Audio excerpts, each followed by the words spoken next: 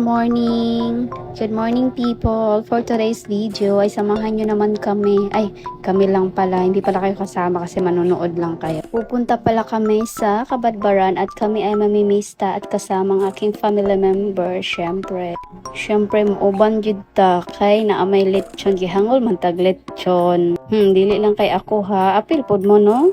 Mga hangol pod baya mog lechon. Kabalo ba mo lang lami kay nang lechon. Daghan pa ko buhatonon sa balay, labhonon, mga limpihonon, pero ako sang gibiyaan kay lagi hay uban pa kay makakaon tag lechon. Ako sa day pod gipa absent si Jay dan sa school nila kasi gipa laboratory na mo to atong Friday and continuous pa yung antibiotic niya. So far okay naman na siya, wala naman na siyang lagnat at ubo.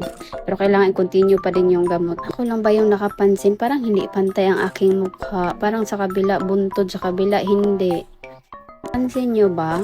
Feeling ko dahil to sa ngipin ko kasi binunutan ako sa kabila tas ang tagal na niya parang nag-move na yung mga ngipin ko kaya hindi na nagpantay ang aking mukha. So as you can see na may dira sa biyahe no. Halata naman, alangan naman nagdagan yun ang sakyanan halata. Kamusta naman mo mga ka-guys? Gikapoy na ba ang tanan?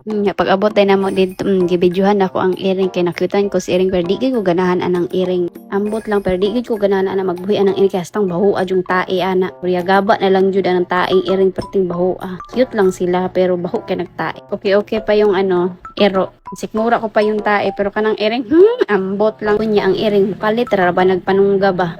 Usahay nga earring nga kang kalit mamaak bitaw mga bras mo na mahadlok anang earring. Pag abot na mo dito syempre chika-chika lang unti unya ayun na pumesto syempre una pwesto gitadaan di sa lechon kay mo man atong unang tirada. Prefer day muna ko og food para sa akong mga anak.